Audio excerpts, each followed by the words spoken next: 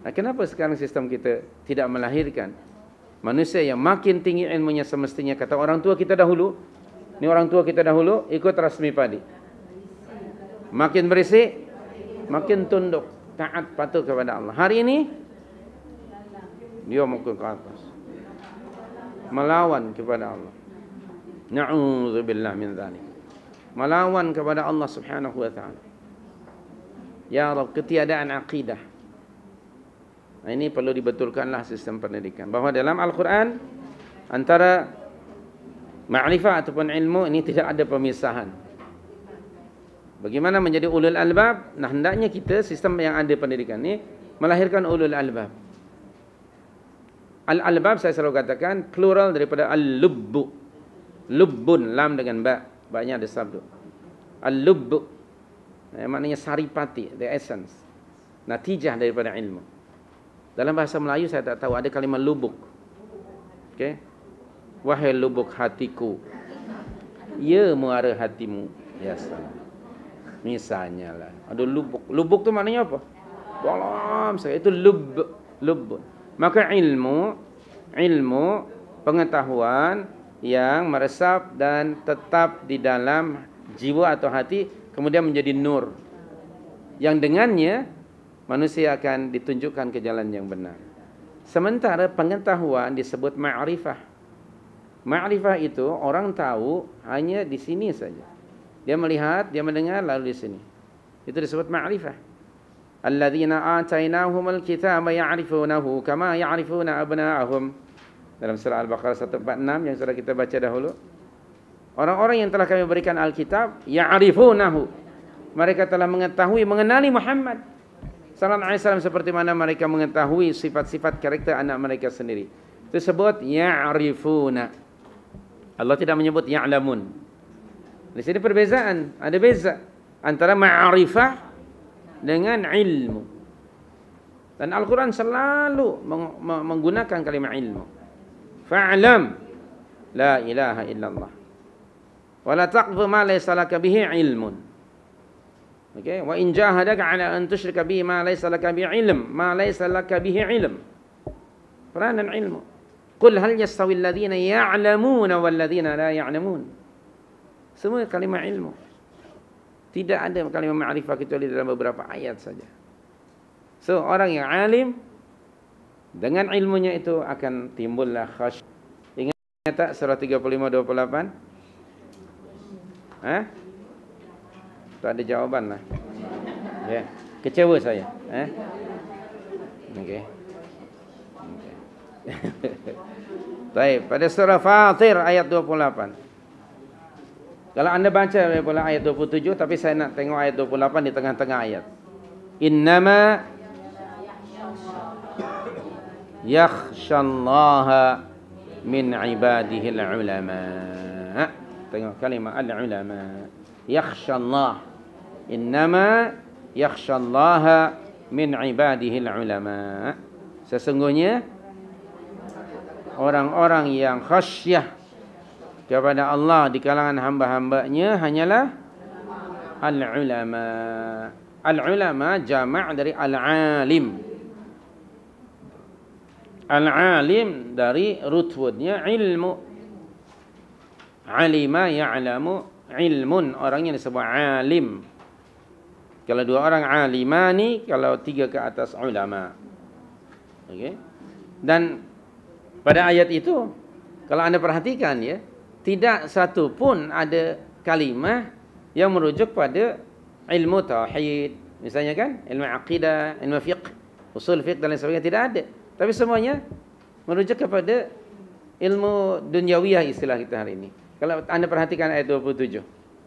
Okey, dari mula ayat 27 itu ada ilmu apa? Tentang apa? Yang pertama itu. Ya.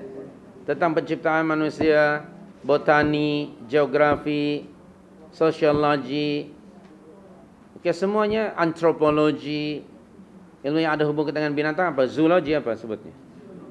Itu semuanya ada bio, semuanya. Tak ada hubung kait itu dengan ilmu tajwid. Ada tak ilmu tajwid di situ? Tidak ada. Tidak ada. Semuanya itu adalah alat-alat untuk mengenali Allah melalui ayat-ayat kauniyah yang tadi fi khalqis samawati wal ard.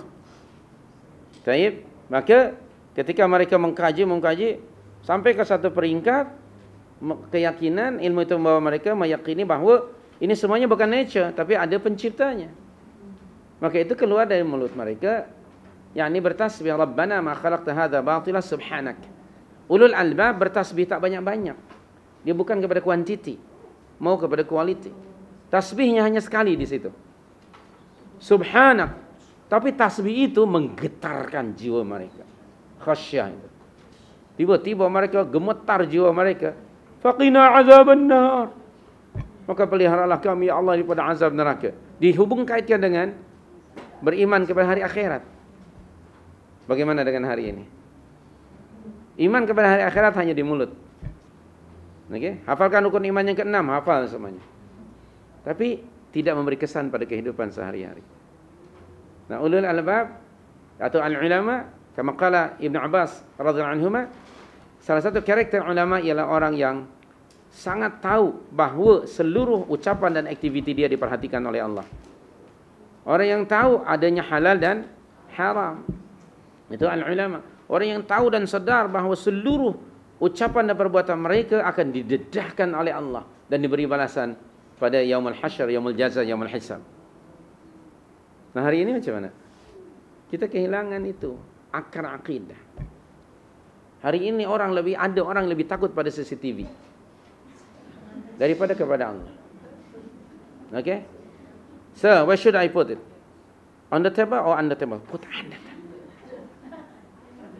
Why, sir?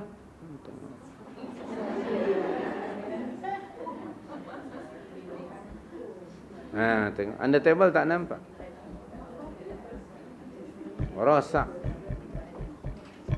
Merosak hati manusia. Tidak ada khasyah. Dan tidak akan ada orang yang mengikuti arahan Allah dalam Al-Quran melainkan orang yang di dalam dirinya ada khasyah.